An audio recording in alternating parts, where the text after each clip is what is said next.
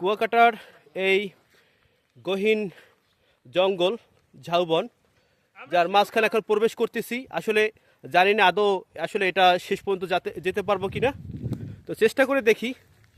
তো ঝাউবনের ভিতরে আসলে ঝাউবন ওভারটেক করতে পারি কিনা। আসলে এত বিশাল বাগান, এত বড় ঝাউবন, তো ঝাউবনটা আসলে খুবই ভয়ঙ্কর। তো এখানে প্রচুর পরিমাণে পাতি শিকাল দেখা গেছে। তো পাতি শিকালগুলো আসলে প্রচুর ভয়ানক, ওরা যে ডাকাডাকি করতেছে। তো তার মাঝখান থেকে একদম গভীর জঙ্গল। তো আপনারা দেখতে পাচ্ছেন যে কোনো কুল কিনারা নেই, হাজার হাজার গাছ। এখানে হাজার হাজার বলতে ভুল হবে, লক্ষ লক্ষ ঝাউ গাছের বাগান। তো এই বাগানে আসলে আদৌ আমরা শেষ পর্যন্ত যেতে পারবো কিনা, তো এটা নিয়ে আসলে খুব একটা ভয় কাজ করতেছে। তো আপনারাও সাথে থাকুন, যদি কোনো বিপদে পড়ি তো অবশ্যই আপনারা 999-এ ফোন দিবেন। সবাই 999-এ ফোন দিবেন যদি আমরা কোনো বিপদগ্রস্ত জায়গায় ফেসে যাই। অবশ্যই 999-এ ফোন দিয়ে আপনারা আমাদেরকে উদ্ধার করার চেষ্টা করবেন।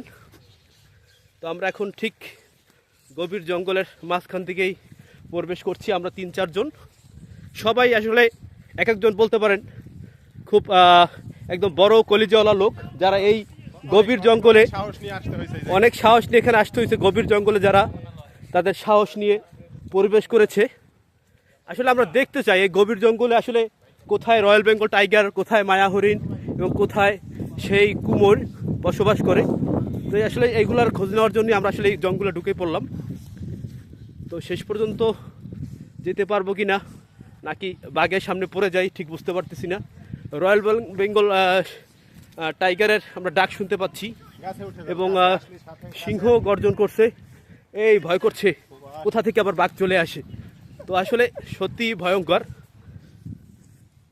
তো এই ভয়ঙ্কর জঙ্গলে প্রথমবারের মতো ঢুকলাম। তো আফ্রিকায় মনে হয় যে এত বড় জঙ্গল আছে আমার যেটা ধারণা। তো আমরা আসলে এত বড় একটা জঙ্গলের মধ্যে প্রবেশ করলাম। তো অবশ্যই এই সাগরের আমরা কি পাড়ে চলে আসতেছি নাকি, আমরা মনে হচ্ছে এবার জঙ্গলটা একদম শেষ পর্যায়ে চলে আসছি। তো এখানে সিসিলিংয়ের গন্ধ পাওয়া যাচ্ছে। হ্যাঁ, আমরা একদম সাগরের খুব কাছে চলে আসছি। সম্ভবত আমরা জঙ্গলটা পাড়ি দিতে সক্ষম হয়েছি। আমরা সিসিলিংয়ের গন্ধ পাচ্ছি। ও ফাইন, আমরা একবারে সাগর পাড়ে যেহেতু চলে আসছি, তো আমরা এখান থেকে একটা জাহাজ ভাড়া করব। জাহাজ ভাড়া করে আমরা এখান থেকেই অস্ট্রেলিয়া পাড়ি দেব।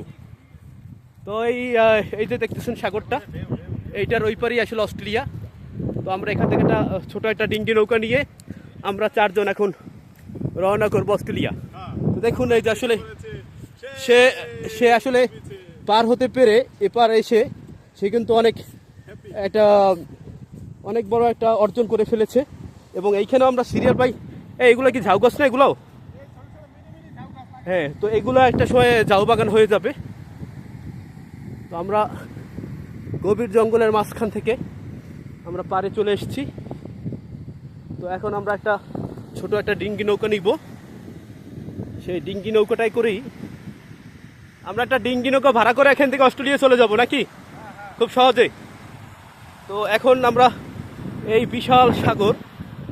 বিশাল সাগর পাড়ি দেব এবং পাড়ি দিয়ে আমরা অস্ট্রেলিয়ার চলে যাব।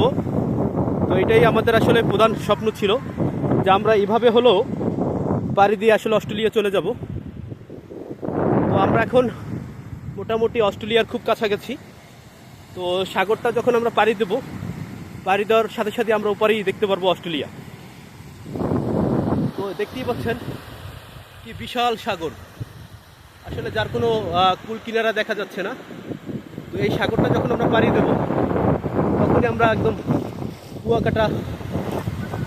কুয়াকাটা পাড়ি দিয়ে আমরা একদম সেই স্বপ্নের শহর অস্ট্রেলিয়াতে আমরা সবাই পাড়ি দিব। আসলে আমরা অস্ট্রেলিয়ার জন্যই এত বড় জঙ্গল পাড়ি দিয়ে আসলাম। এখন এই সমুদ্র পাড়ি দেবো, তারপর আমরা অস্ট্রেলিয়ার বুকে পাড়ি দেবো। সেই ভিউ